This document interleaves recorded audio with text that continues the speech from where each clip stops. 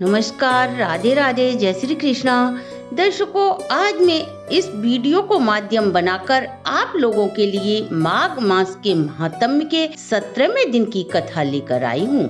इससे पहले 16वें दिन की कथा के वीडियो आप मेरे चैनल पर देख सकते हैं। इस अध्याय में कांचन मालिनी अप्सरा द्वारा राक्षस को पाप से मुक्ति कराने की कथा में आपको यह वृतांत सुनाऊं, इससे पहले मैं आपको गायत्री मंत्र की महिमा बता रही हूँ। यह परम कल्याणमयी मंत्र का जप सार्वभौमिक चेतना की प्राप्ति और सहज ज्ञान युक्त शक्तियों के जागृत करने के लिए किया जाता है। ऐसा माना जाता है गायत्री मंत्र का नियमित जाप प्राण शक्ति सक्रिय करता है व अच्छा स्वास्थ्य, ज्ञान, मानसिक शांति, सुख, समृद्धि और आत्मज्ञान बढ़ाता है। जैसे आप इस मंत्र का जाप करते हैं, वैसे वैसे यह परम सत्य की ओर अग्रसर करके हमें ईश्वर का परम बोध कराता है। गायत्री मंत्र में बाधाएं दूर करने, रोगों से बचाने और संकटों में सुरक्षा की प्राप्ति करने की क्षमता होती है। ऐसा माना जाता है गायत्री मंत्र के 24 प्रकार हैं जो अलग अलग प्रयोजन के उद्देश्य से किए जाते हैं। मैंने अपने पिछले वीडियो में आपको रुद्र गायत्री मंत्र की महिमा बताई है। जब भी हमारे जीवन में कोई मृत्यु तुल्य संकट आता है तो हमें रुद्र गायत्री मंत्र का जाप करना चाहिए। इस मंत्र का जाप करने से दीर्घ आयु की प्राप्ति होती है। अब मैं आपको विष्णु गायत्री मंत्र बता रही हूँ। यह मंत्र मेधावी बनने के लिए किया जाता है। शिक्षा संबंधी कोई भी परेशानी हो तो आप विष्णु मंत्र का जाप करें। इसके जाप करने मात्र से आपकी बुद्धि कुशाग्र बनती है। यह मंत्र है ओम श्री विष्णवे विद्महे वासुदेवाय धीमहि तन्नो नारायणा प्रचोदयात्। अब हम माघ मास के 17वें दिन की कथा श्रवण करते हैं। 16वें अध्याय में जब अप्सरा कांचन मालिनी संगम में स्नान कर कैलाश पर्वत पर लौट रही थी, तब उसके वस्त्रों से त्रिवेणी के पवित्र जल में भींगे होने से उसकी एक बूंद तलहटी में खड़े वृद्ध राक्षस पर पड़ जाती है तो उसके क्रोधी स्वभाव सौम्य हो जाता है। तब वह राक्षस उस अप्सरा से इस जल की महिमा के विषय में पूछता है। वह अप्सरा उसे संपूर्ण माघ स्नान की कथा सुनाती है और कहती है, मैं प्रत्येक माघ में सभी देवताओं के साथ प्रयाग स्नान करने जाती हूँ। तुम्हारे पूछने पर मैंने समस्त वृतांत तुम्हें कह सुनाया। अब तुम भी मुझे अपना वृतांत सुनाओ कि किस प्रकार तुम इस राक्षस योनि को प्राप्त हुए और तुम विकराल दाढ़ों वाले, इन भयानक शरीर वाले इन कंदराओं में क्यों निवास करते हो। तब वह राक्षस बोला, इच्छित वस्तु दान देने वाली, अपनी बात कहने और मेरी सुनने वाली हे सुलोचनी, स्वभाव से सज्जन ऐसे ही होते हैं। मैं निसंदेह तुम्हें समस्त वृतांत सुनाता हूँ। मेरा उद्धार तुम्हारे हाथों से होगा यह निश्चित है। इसलिए अपने किए गए समस्त कर्म को मैं तुमसे कहता हूँ, क्योंकि सज्जनों द्वारा ही दुखों का नाश होता है और मेरे समस्त दुखों का नाश अब तुम्हारे द्वारा ही होना है। मैं काशी में वेदों की अनेकों ऋचाओं का ज्ञाता था, उत्तम ब्राह्मण कुल में उत्पन्न हुआ था। हे भीरु, दुराचारी राजाओं और पापी शूद्र और वेश्याओं से मैंने काशी में निंदित और निषिद्ध बड़े बड़े दान लिए, यहाँ तक कि मैंने चांडलों का दान भी स्वीकार किया एवं मेरे मंद और बुद्धि के द्वारा बहुत ही पाप किए हैं। मैंने अपनी मंद बुद्धि के द्वारा बहुत ही पाप किए हैं। हे सुबह, ऐसा कोई पाप कर्म नहीं था जो मैंने न किया हो। हे सुंदरी, अभिमुख क्षेत्र में अंश मात्र भी पाप करने से वह पाप मेरु पर्वत के समान हो जाते हैं। उस जन्म में मैंने किंचित मात्र भी दान धर्म नहीं किया और वही तीर्थ में मेरी मृत्यु हो गई। तीर्थ में मृत्यु हो जाने के कारण मैं नरक में नहीं गया। अतः मैं इस विशाल पापों के कारण हिमालय पर्वत पर अत्यंत क्रूर पापी राक्षस की योनि में जन्मा। इस जन्म से पहले मैं 2 बार निर्जन वन में गिद्ध की योनि में जन्मा, 3 बार व्याघ्र, 2 बार सर्प, 1 बार उल्लू और 9वां जन्म शूकर की योनि में लिया और ये मेरा 10वां जन्म राक्षस योनि में हुआ है। इस योनि में पड़े हुए मुझे हजारों साल हो गए, अभी मेरा उद्धार नहीं हुआ है। हे भामिनी, मैंने इस स्थान को 3 योजन पर्यंत जीव जंतु रहित कर दिया है। इतने असंख्य निरपराध जीवों को मैं मार चुका हूँ। इन नीच कार्यों को करने से मेरा चित्त निरंतर दहकता रहता है।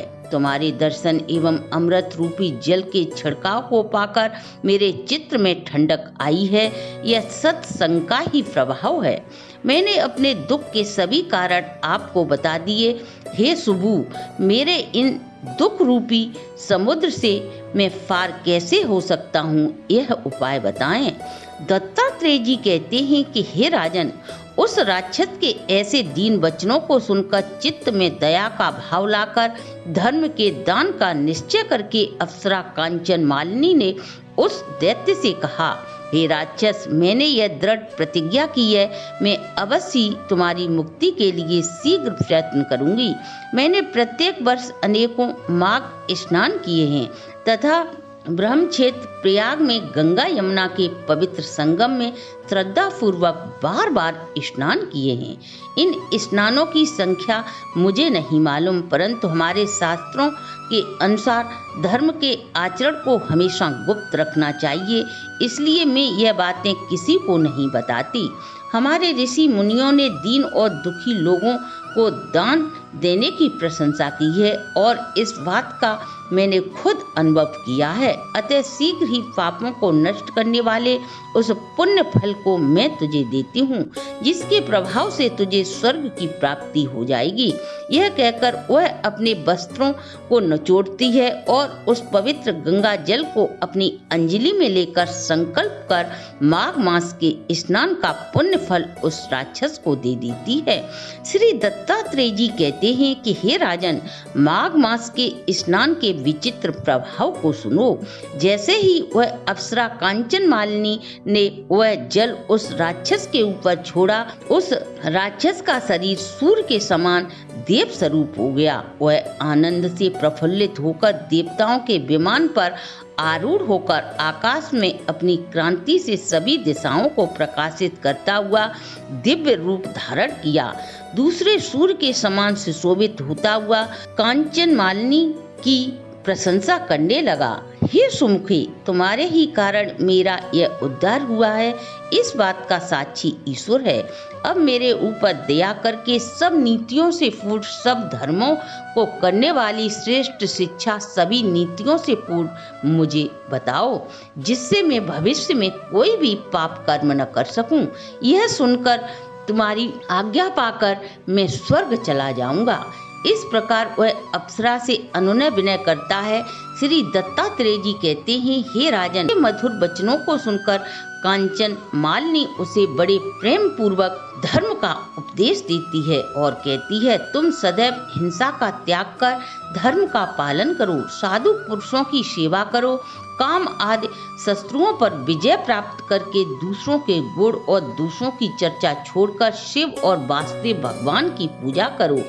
अस्थि मांस और रुधिर से व्याप्त देह से गर्भ त्याग कर पत्नी पुत्र पौत्र आदि सभी से ममता का त्याग कर इस संसार को दिन रात क्षण भंगुर देखो। वैराग्य भाव में चित्त धारण कर योगी बनो। यह धर्म का मार्ग मैंने तुम्हें बताया है, उसी का अनुसरण करो। यह सब धर्म का उपदेश सुन वह राक्षस शरीर को छोड़कर देव शरीर धारण कर और तपस्वी होकर जल्दी ही स्वर्ग के सुख को भोगो। यह कहकर वह अप्सरा चुप हो गई। ऐसा धर्म का उपदेश सुनकर प्रसन्न चित्त संतोष पूर्वक राक्षस ने कहा, हे कल्याणी, तुम नित्य ही प्रसन्न चित्त रहो, तुम्हारा सदैव कल्याण हो। जब तक आकाश में यह सूर्य और चंद्र रहे तब तक तुम कैलाश पर्वत पर भगवान शिव के साथ आनंद से विचरण करो और उमा के चरणों में तुम्हारा अखंड प्रेम बना रहे। हे माता, तुम हमेशा धर्मनिष्ठ और तपोनिष्ठ बनी रहो। इस प्रकार के आशीर्वाद वह अप्सरा को देता है। दत्तात्रेय जी कहते हैं कि इस प्रकार वह राक्षस कांचन मालिनी को नमस्कार करके अनेकों गंधर्वों द्वारा स्तुति किया गया, स्वर्ग को चला गया। तब देव कन्याओं ने वहां आकर खुश होकर कांचन मालिनी के मस्तक पर पुष्पों की वर्षा की और आलिंगन कर बोली, हे भद्रे, तुमने इस राक्षस का विचित्र उद्धार किया है। इस राक्षस के भय से हम कभी भी वन में नहीं घुस पाए। अब हम लोग निडर होकर यहाँ आनंद पूर्वक विचरेंगे और क्रीड़ा करेंगे। दत्तात्रेय जी कहते हैं कि हे राजन, वह परोपकारिणी कांचन मालिनी देव कन्याओं के मुख से ऐसे वचनों को सुनकर खुशी का अनुभव करती है और कृतार्थ हो राक्षस की मुक्ति कर प्रेम पूर्वक देव कन्याओं के साथ क्रीड़ा करती हुई शिव लोक को चली गई। देव कन्याओं द्वारा कहे गए संवाद का जो भी मनुष्य भक्ति पूर्वक स्मरण करता है, सुनता है, मनन करता है तथा दूसरों को सुनाता है, उसको भूत प्रेत तथा राक्षसों से कोई बाधा कभी उत्पन्न नहीं होती। उसकी बुद्धि धर्ममय हो जाती है। इसके साथ ही माघ मास के 17वें दिन की कथा को हम यहीं विश्राम देते हैं। इससे आगे की कथा को देखने के लिए आप मेरे चैनल को लाइक, सब्सक्राइब और शेयर करें।